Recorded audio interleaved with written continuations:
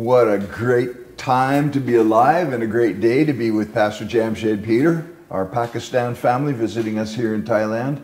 Something that's going to benefit the leaders that we have across the nations of Asia that you've got a lot of experience with, and that is that growing a church planting organization, Victory Churches of Pakistan. You know, how many churches you got now? 30? Yeah, we have 30 churches now. 30. That's pretty impressive and awesome. And then a bunch more places that you work. Yeah.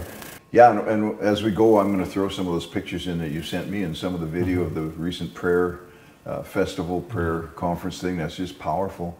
A lot of fire in Pakistan, man. I tell you what, the guys are under a lot of persecution, but really doing a good job. The issue that I wanted to talk to you about is the growing the church planting organization, really the difference between planting a church from zero with your own guys or adopting somebody that comes along. So how many churches out of the 30, let's say, how many were kind of like they were sort of there before and you adopted them? I think there were 10 churches we adopted. Okay. When we started ministry, we actually planted 4 churches, and then after that we adopted some churches. Okay. But when we crossed the number 10, right, after and a few has already gone, so all the leaders, they understood the victory vision, right, and victory culture, and they knew what about the 10 tenets, right, and they were agreed upon the vision. So later on it became much easier for us to plant churches, because those pastors and myself, we trained some other people. right. From those churches, we got some new leaders and they planted more churches. Okay. So basically, once you've got like a core group of people that really have the vision and the culture, it makes it easier, right? Like you can bring other guys in then, and then they catch on sooner. Yeah. But back in the day, like when you began, how long would it take to, say, get somebody who really wanted to pastor church, we wanted to plant a church? How long would it take you to kind of get them really on board with the vision and the culture? 6 months to a year, usually. Okay. Right. We can observe the people. Right. We can see their hearts. Because we have some very good pastors with us. They have been for a long time with us. And the opposite, there are some pastors, they are also with us for a long time, right? But their hearts are not fully attached with us. Okay. So there is always a problem, but we take risk, right? And usually we're successful, right? Usually, that's a good word. Well, that's so true, though. You're going to have to take a risk, but it's true that there's some guys that just catch on faster than other guys, and I guess it depends on probably the reason that they come. Like that's what I always ask guys, or ask myself to figure out, is why does somebody want to join this vision? And I think there could be a lot of different reasons, right? Yeah, there are many reasons. Firstly, because I myself was so open. I allowed everyone to come my home. We shared food together, right? And the money I had, we shared together, right? Which is a key principle, actually. Sure. We invest on the people's life. Right. And people lack love in their lives. Right. So my leaders are like my brothers.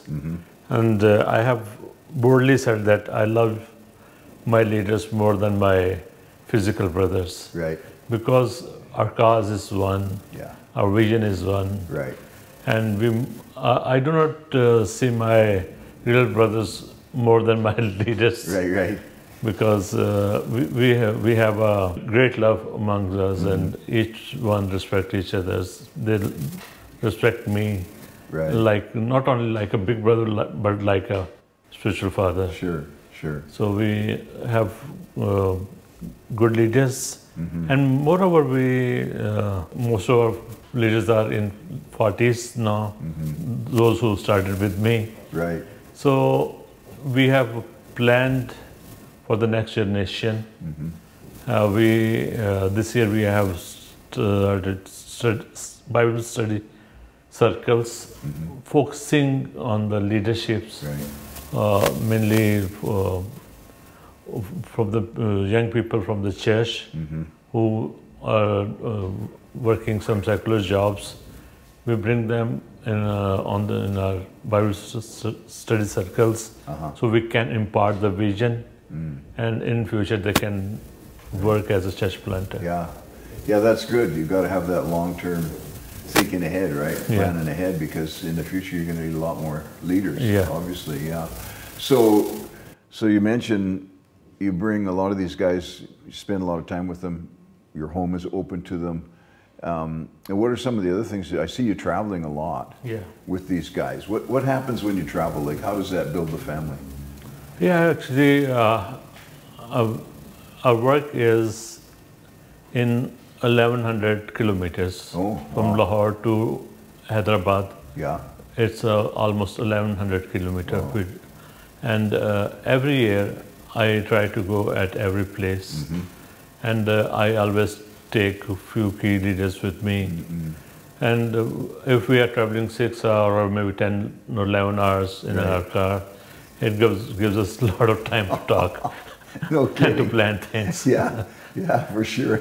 Lots of vision casting, eh? And also the thing is, I find that when you get there, right, you've got guys with you that you can minister together with, and that really builds the whole thing. And I think, too, that it probably really helps, you know, say you go to Hyderabad and you got 3 or 4 leaders with you, probably very encouraging for the leaders in Hyderabad, right? Because they get to see you. Yes, it is. So you're not just coming alone. I think that's huge. Let's just say, for example, if you have a country that has just starting, got one church, what would you encourage that pastor to do? Always have a plan in your church that, I remember one thing you said me before I could start, I could plant my first church. I said that I want to use name Victory Church of Pakistan. And you said, no, you use Victory Churches of Pakistan. I still remember, about 22 years ago you said this. And it became true. When I planted my first church in 14 July 2001, it was already in my mind to, God has called me to be a church planter. Within 3 months, I started planting another church. And that is Wabla town. You have been there, and that was our largest church by the size of the congregation. When you start planting church, you have always the vision. You have to plant more churches. For actually, you do not need so much money for this purpose. When we planted first church, as I told you, in our church we do not have drugs. We do not have sound system, and we used to rent all these things. And after paying the rent from the offerings, the other rents we used to go to the Wabla town by bus. We started Sunday meeting in the evening at our pastor's house, and eventually we kept on working there, and the hearts of the people were open, and they provided us land. They built a large building over there, and after that, that church became the largest church. Wow! So you don't think that from beginning in a country, you don't think that 3 months to start planting the next church is too soon? It's too soon. It's too soon. Actually, if we study the church planting books, it is advised that a church should plant another church after 5 years. But it depends on you. Sure it does. But then the other side of that is, if you plant a church and it goes well, and you see people doing this, then they don't plant another one. Right? They don't get excited about planting a second church. I think, you know, it better too soon than too late. Because otherwise your heart changes, right? And I think you could get comfortable. I don't know, but I like that idea that right from the beginning you thought about more than just one church. And I think that's what we really need to encourage people to do. You know, we've got some nations in Victory Asia that are just planting lots of churches, you know, like Pakistan. and others that haven't planted a church in 10 years. Yeah. And I think it's very, very important that we ask ourselves why, and then what are we going to do? How are we going to plant another church? But like what you said, it's not that you need enough money ahead of time to buy land or anything like that. Just start ministering to people. Yeah, right? ministering to people, yeah. And I think if we have the vision that there's more people than just the one in our local area that need Jesus, right? And we see you doing that really well, Peter, going out and ministering and getting the other guys to go out and minister and building that powerful relationship among all your pastors and so on. Let's just talk about that again. If you got like a country that hasn't planted another church yet, and maybe it's been like 5 years or 10 years, what would be your advice to get that to change? First of all, the pastor need to change their mind. Okay. Because I personally believe all the fivefold ministries are for the church. Right. And they come out from the church. Right. Mm-hmm. So basic purpose or basic calling of the church is to go into the world and make the disciples. It is written in the Bible, you train the people. All the fivefold ministries are here to teach the people and to train the people, and then we need to send them. Right, right. Focus on a couple. If you haven't planted any church for last 5 years, train them for 6 months or for a year, and send them at a place. Right. You don't have the facilities, like you don't have the building, but you can find a house there, and you can start evangelistic meetings or maybe something like this. And if you do this, I can guarantee you within a year or two you can plant a good church there. I remember, you know, the Pastor Kramath. His assistant pastor was not doing so much things there. He was becoming lazy. One day he called him and said, "This is your last meeting in my church. Oh, wow. Don't come church again. Go and plant another church." Wow, wow. So that young man left the church and he went into a village, and there he started a cell group with 20 people. Right. And still running as... Wow. Yeah. And I think 20 people will become 40, 60, and then 80. Sure, yeah. Well, it's really not that complicated, is it? Yeah, it's not very complicated. But I think you said the right thing there. The pastor needs to change his mind. Change mind. Yeah, if you can change your mind, you can change the things. Right. Because it's God has given us a power of thinking. Right. If we can think, we can do it. Right, right on. That's right. I like what you said, a year, 6 months or a year, train them and then get them to go. I think that's really, sometimes is the problem is I know pastors that don't, they see the people that have a potential, but they're not willing to release them because they don't really trust them to be able to do it yet. But when you started and when I started, we weren't ready either. No. How do you get past that where you're willing to send somebody?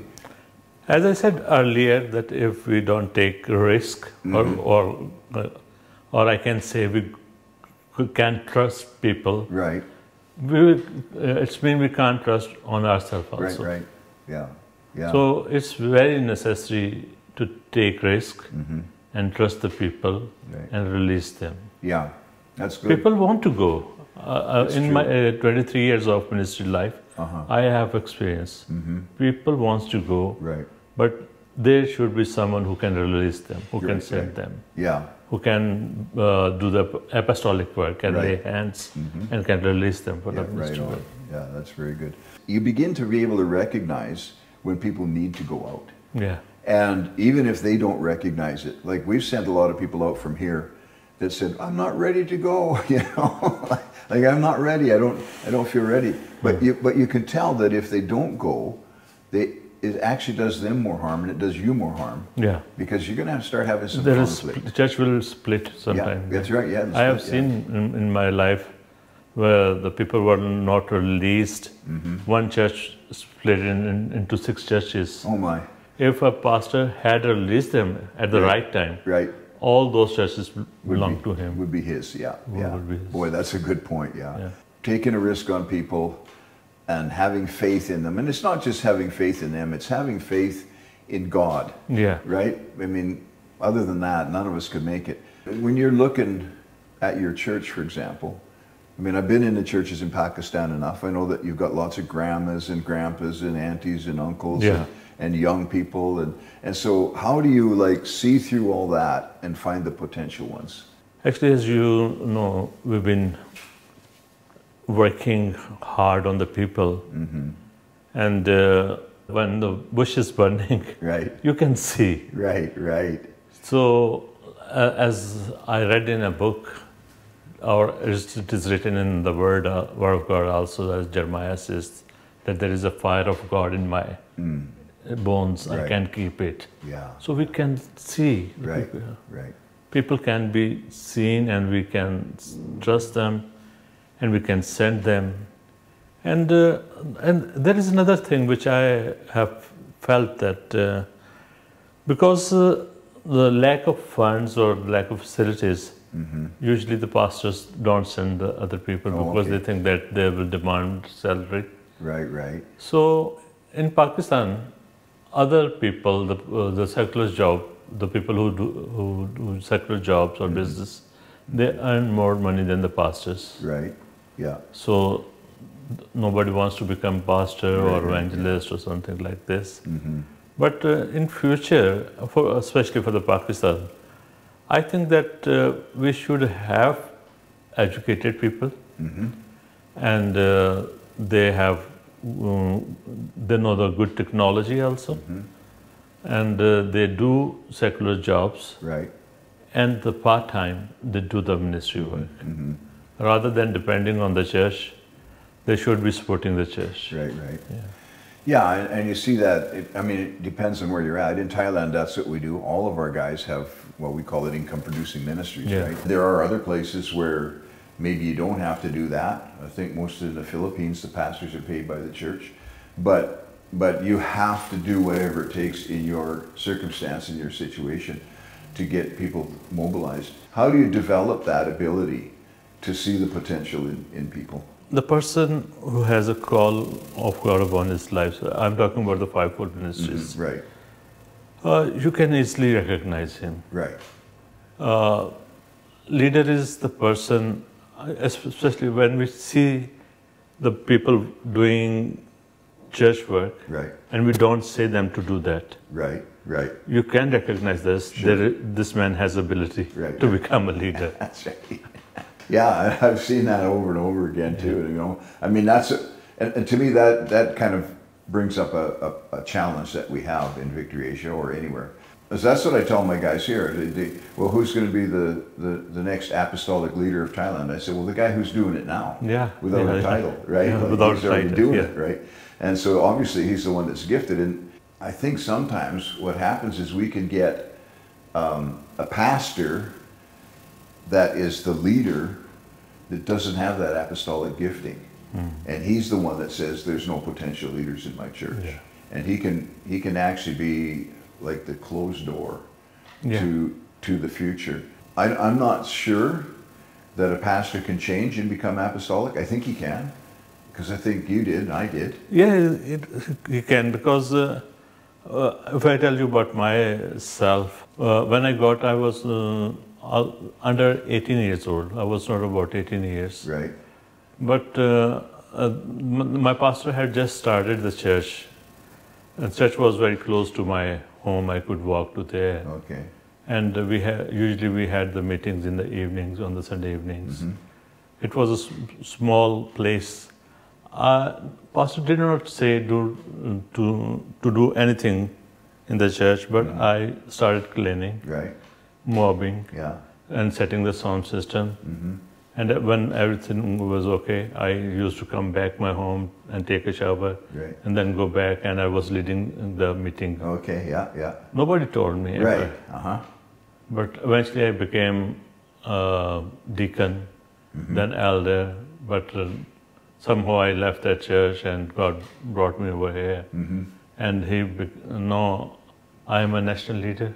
Right. But I started from the sweeping, Good but point. nobody asked me to do that. Right. Very good And point. another thing I wish I mentioned, people who are about to come in the ministry, it's just not necessary they should be very potential. Maybe they have lot of abilities. Sure.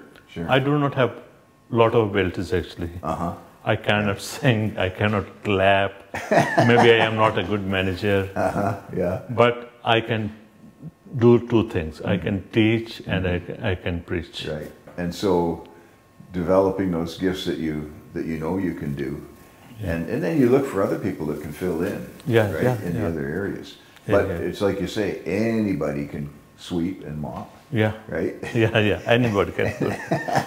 One of the challenges that I see with a lot of leaders, particularly, like we say, if you haven't planted a church in 5 years, well, like, how do you get that started? If you haven't done anything in 10 years, how do you change that, right?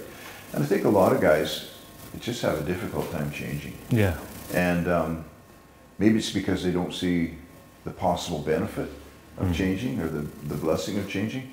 You've had to change a lot, right, over the years, and as it grows, you've got to change. How do you kind of like grow yourself? Like, what do you do to keep your fire? Personally, I think I am accountable to you, to my leaders, to God, and to my family also. Right. Uh-huh. I always see where I can improve myself. Right.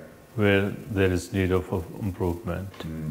So I do that, and I have never lost the passion which I had from the very first day. Right. So I'm still burning, I still want to plant more churches, I still want to win more souls. Yeah. So the basic, if you want to win the souls, you must plant church. Right. There is no other way. Right. Otherwise you can have a lot of pictures for the magazines or a TV program. Yeah. But if you really want to win the souls, you have a church. Absolutely. You need to plant a church there. Yeah. You really love the people that you're sent to, and you're willing to change and grow to do whatever it takes to reach more and more of them. Yeah. Rather than become comfortable Yeah. or self-satisfied or whatever. So we've got a great future ahead of us. I believe this, that there's no reason why Pakistan can move quickly ahead and grow and expand in the church planting vision, and that another country can't. There's no reason that, the leaders in Thailand can be so passionate about just planting more churches. And it didn't come easy, I mean, we've had church planters in the past that have planted lots of churches in Thailand, and many of them have failed. But we're willing to take that risk and really willing to step that ahead and say, whatever it takes to get this thing moving. And you see Pastor Swang and the other pastors in Thailand, they're just so full of passion and so on fire. And some of our other nations as well. But I want you to think about your nation, like, what is it that, because I know like some of you guys are in really difficult situations, really hard going, which Thailand has been like that, really hard going. I mean, we've been here for 40 years and we've got 4 or 5 churches that are doing well, but we're not slowing down in our passion. I'm impressed with so many of you in your nations that you haven't slowed down in your passion. But I think it's legitimate for us to ask ourselves, what can I do to move it from where we're at to where we can see more productivity, more fruitfulness? God has a key for your nation. He has a key for the situation, and the key is found in the giftings that He's put on the inside of you. Plus being able to take a risk, like Pastor Peter says, plus being able to see the potential in other people and moving ahead with a plan right from the very beginning. Don't think, we're going to just do this for now and then we're going to come up with more of a plan later. No, we see churches in the future. We see church planting growing across the nations, because it's very true. If we're going to win souls and grow them, reach, teach, and mobilize them into the Great Commission, it's going to be done through local churches.